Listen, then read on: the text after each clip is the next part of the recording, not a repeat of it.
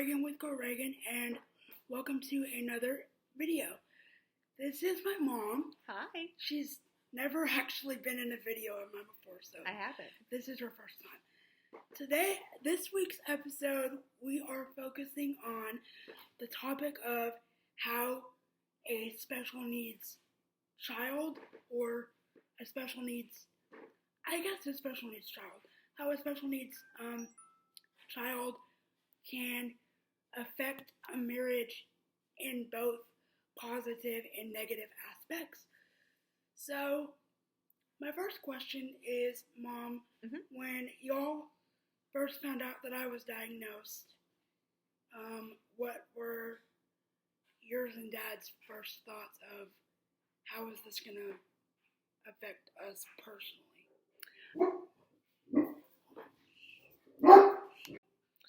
Okay, so Reagan, your question was when we first found out, how did it affect us? When I first got diagnosed. Right. So when we first got the diagnosis for you, we knew that there was something that was going on because you were born at 24 weeks, and so they kept telling us that maybe you were just developmentally delayed, but then you did not seem to be progressing, and so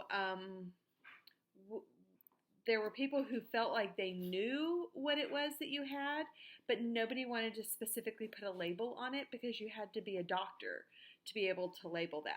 Yes. So even though we kind of suspected, we didn't have a specific name. Right.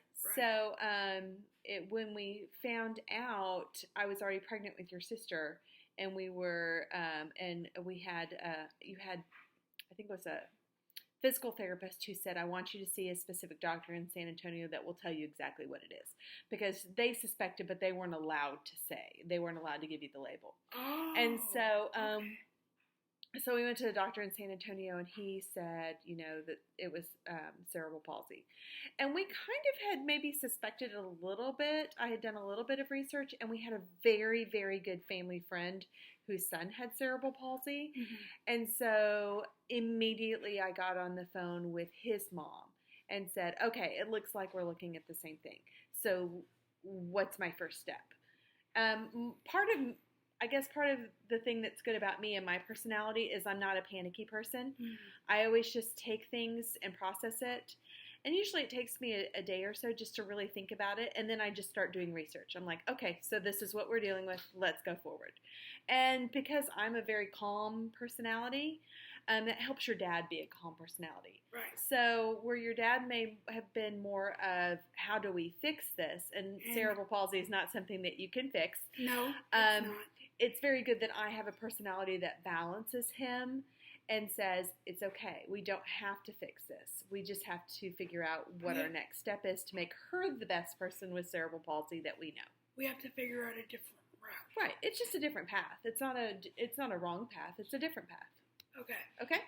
That's a good answer. I like that answer. Mm-hmm. So my next question is, had you not already been expecting Becca, would you have raised me as an only child?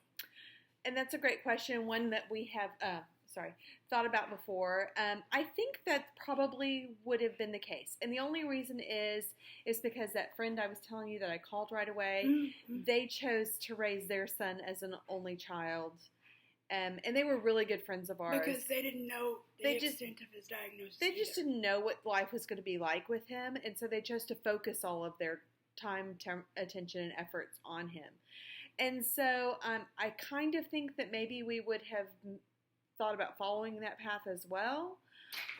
It's hard to say because the circumstances are I was pregnant when we found out. So it wasn't something that, but I think that we may have had an only child in that case. I think. Well, and in a lot of circumstances with special needs families, that is the case. Sure, absolutely. Because you don't, like you said, you don't know the extent of your child's needs and circumstances. Right, absolutely. I'm going to let the dog in real quick while you think of the next question. Hold on. Okay. Go ahead. Okay. Hold on, let me check my phone real quick. Okay. My next question is educationally based. Okay.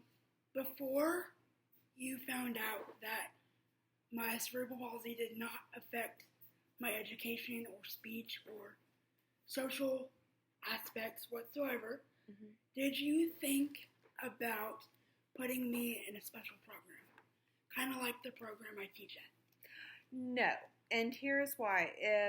I mean, you were always bright. You were speaking before you were one in complete sentences.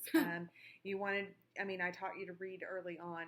I knew education was not going to be an issue for you as far as learning goes. I mean, math was never your strong suit, and you didn't like to do things that required fine motor skills like coloring and puzzles and things like that. But you loved to read. I mean, you absolutely loved to read, and it would absorb information like a sponge. So I never worried about not putting you in a full public school. Okay. And kind of a funny example about that is the program I teach at, or I'm a teacher's aide part-time. Right. So the program I teach at, we offer lots of fine motor skill activities.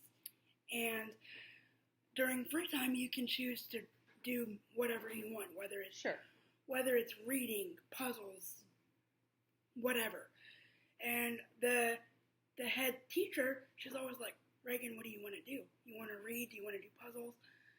And I guess I learned how to do puzzles, but I've never really liked them because of the... I love puzzles, and you've always hated puzzles. Because of the fine motor aspect. Right. And so that's something that I never really worked on in OT or something along that nature. So I always pack along my books or something else to do.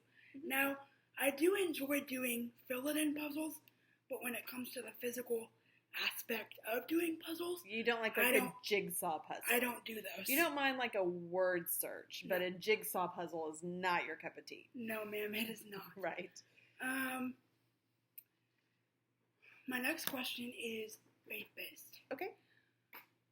When we were growing up, or I guess when I was growing up, did you ever, like you guys as parents, did y'all ever question God at all? Like get angry with him? No.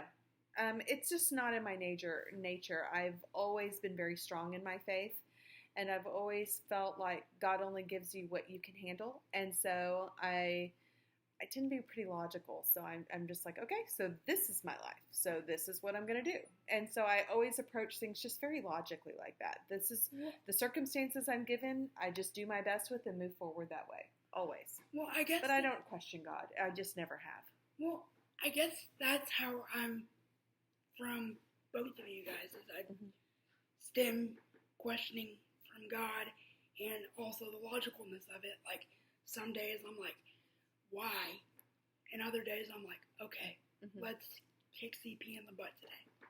Well, and I come more of the aspect of, okay, so this is just how Regan is, so let's use her talents to the glory of God, no matter what they are. And so I don't ever look at the wrong, I look at the rights. Okay.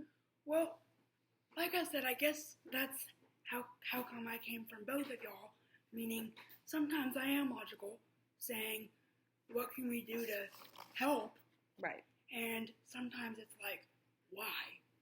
Sure. And that would be a good combination of your dad and I. But most I'm not one to question why. I'm always just like, okay, so that's just what we've got. No. Most of the time I am logical, but sometimes I do tend to act like my dad in anger issues and things of that nature. Well, y'all are just very passionate people. Things don't go the way I tend to be a really even keel, and you and your dad are both extremely passionate people. Yes, we are very passionate. Yes. About That's a really good certain things in life. Yes. Yes. For example, all four of us are very passionate about our careers.